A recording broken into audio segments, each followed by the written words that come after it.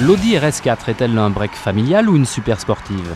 Julien et Anthony Beltoise, nos deux essayeurs rock'n'roll, ont tenu à vérifier ce que cette voiture de choc avait dans le ventre.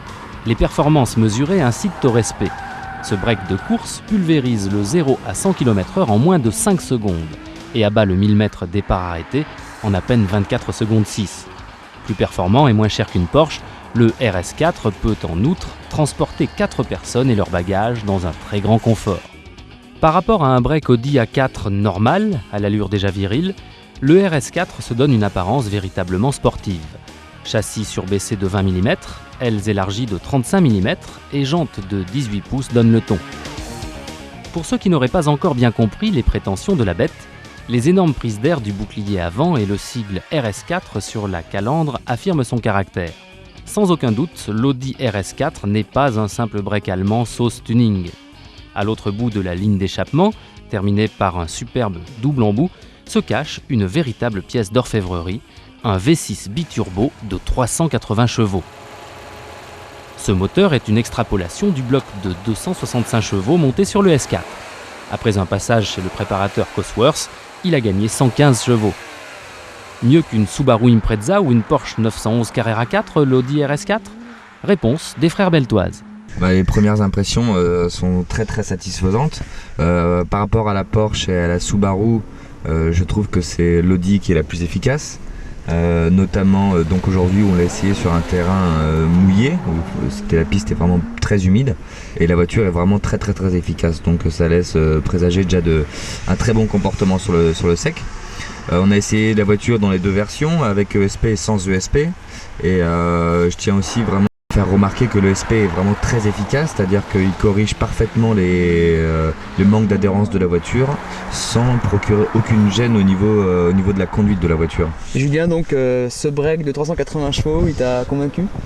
Oui, il m'a convaincu, et surtout par rapport aux deux autres modèles, on a une présentation intérieure que j'adore, avec du vrai carbone. C'est vrai que c'est très sobre parce que c'est noir, mais on sent, on a une impression d'être en sécurité, et il vaut mieux puisque les performances sont là, et comme disait Anthony, donc la voiture est fantastique, notamment.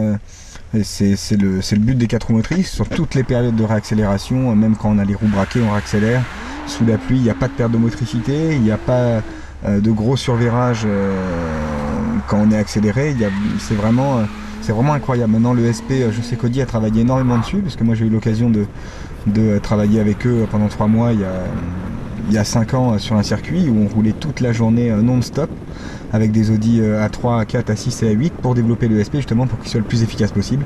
Et donc aujourd'hui cette voiture est vraiment une bonne représentation du travail d'Audi dans ce milieu. On a un peu poussé à l'extrême les glissades, parce que c'est vrai qu'on se prend très vite au jeu, parce que la voiture est très facile à rattraper. Et personnellement, ça m'a rappelé beaucoup le comportement du Trophée Andros, dans le sens où la voiture arrive à prendre énormément d'angles. On croit qu'on va partir en tête à queue, et si on reste le pied accéléré à fond, la voiture revient. Donc c'est vraiment très impressionnant, et à conduire, ça procure beaucoup de plaisir. Le comportement, c'est sûr, est incroyable. Maintenant, on a fait des glissades en tirant le frein à main. Sans tirer le frein à main, c'est quand même assez dur de la prendre en défaut. On peut rentrer très vite dans les courbes. Sur les freins, je parle des virages serrés, et la voiture a vraiment du mal à décrocher de l'arrière. Et sur toutes les périodes de réaccélération, elle est vraiment collée à la route. On a un léger sous-virage, on tire un peu sur le volant, et puis hop, la voiture se remet en ligne grâce aux 4 roues motrices. Maintenant, tout le monde ne fera pas ce qu'on va faire sur la route, et c'est contre-indiqué, mais c'est sûr qu'Anthony, ça va lui rappeler un peu le Trophée Andros, d'être en marche arrière, accélérer à fond avec les roues qui patinent, et la voiture reprend du grip.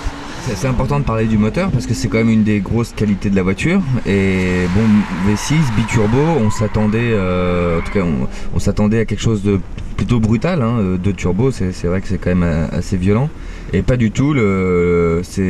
La première fois que je suis monté dans la voiture et que j'accélérais à fond, c'est vrai que j'étais vraiment surpris par la puissance, mais aussi par la souplesse du moteur. Donc c'est un moteur qui a énormément de couple, et où on a vraiment aussi une forte sensation de puissance. On est vraiment collé dans le siège. D'accord. Et la boîte 6, Julien? Non, la boîte est très bien, elle est très bien placée dans l'habitacle.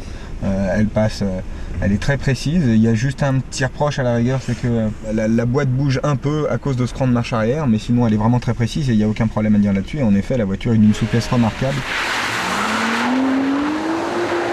Très sincèrement, bon, on a essayé beaucoup de voitures, il y a beaucoup de voitures qui m'ont plu dans les essais Autolive. C'est vrai que celle-ci fait vraiment partie de mes favorites. Donc on va attendre peut-être pilote Audi au Mans pour avoir la voiture.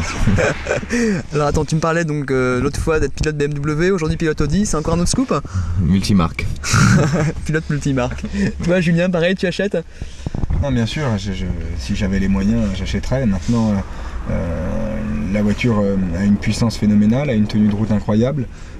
Pour garder son permis, il suffit de bien s'adapter.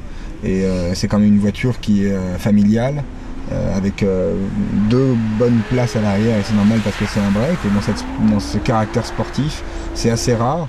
Je trouve que c'est une bonne osmose entre le confort, le break familial et la sportive pure et dure. Ok, bah écoutez Anthony, Julien, merci beaucoup pour ce jugement et pour cet essai encore très rock'n'roll. Et puis on vous dit dans le prochain essai d'Autolive le mois prochain. À bientôt. Salut, à bientôt. plus.